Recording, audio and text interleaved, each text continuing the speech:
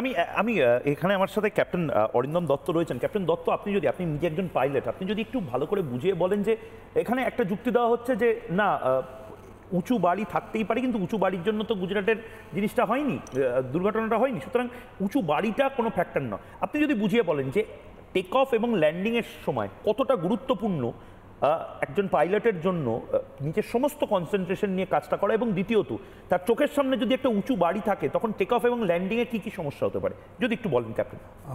প্রথমত আপনি একদম ঠিক বলেছেন যে টেক অফ সেগমেন্ট আর ল্যান্ডিং সেগমেন্ট হলো যে কোনো ফ্লাইটের সবচেয়ে ভাইটাল একটা ব্যাপার। এখানে দুজন ক্যাপ্টেনকেই ককপিটে ভীষণভাবে অ্যালার্ট থাকতে হয়। এবার আমরা একটা সার্টেন ডিগ্রি হিসেব করে নেমে আসি বা টেক অফ করি।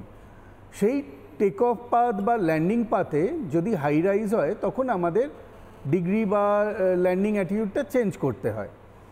তো অনেক সময় কি হয় যে আমরা হয়তো প্ল্যান করেছি, ধরুন আমি কথা বলছি 2 ডিগ্রি বা 2.5 ডিগ্রি 2.5 ডিগ্রি অ্যাঙ্গেলে আমি টেক অফ করব, কিন্তু সামনে অনেক হাইটে বাড়ি রয়েছে বা তার হাইট অনেক বেশি, যেগুলো আমরা এখন হ্যাবিচুয়েটেড হয়ে গেছি। তার জন্যে আমাদের রেট অফ ক্লাইম্বটা একটু বেশি রাখতে হবে। রেট অফ ক্লাইম্ব বেশি না রাখলে আমি ওটাকে পেরোতে পারবো না। আমাদের এটা খালি পেরোলেই হবে না, আমাদের যে রুলস আছে তাতে বলে যেটা হাইয়েস্ট অবস্টিকল তার থেকে 1000 ফিট ওপর দিয়ে আমাকে যেতে হবে। দ্যাট মিন্স একটা বাড়ি যদি আমি কথা বলছি 20 মিটার 40 ফিট হয়, তাহলে আমাকে 1040 ফিটের ওপর দিয়ে যেতে হবে। যে আমাকে যে 1000 ফিটের যে আমাকে বাফারটা, সেটা সবসময় আমাকে রাখতে হবে, এটা আমার রুলস।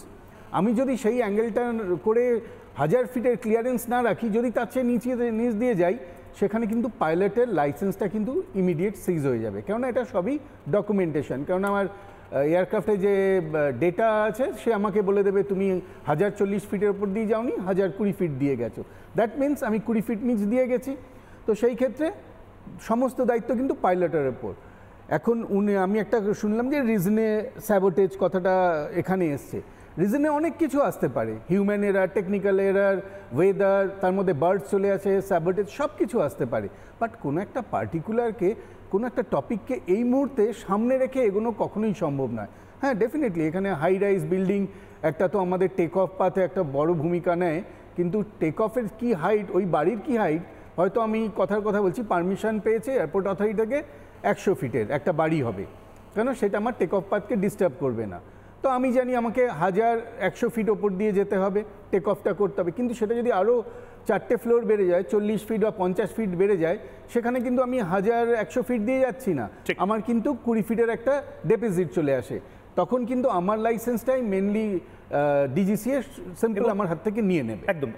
নানা ধরনের কন্টেন্ট দেখার জন্য লাইক করুন, শেয়ার করুন আমাদের ফেসবুক পেজ, সাবস্ক্রাইব করুন আমাদের ইউটিউব চ্যানেল। পাশাপাশি অন্যান্য ব্রেকিং নিউজের জন্য অবশ্যই চোখ রাখুন রিপাবলিক বাংলায়।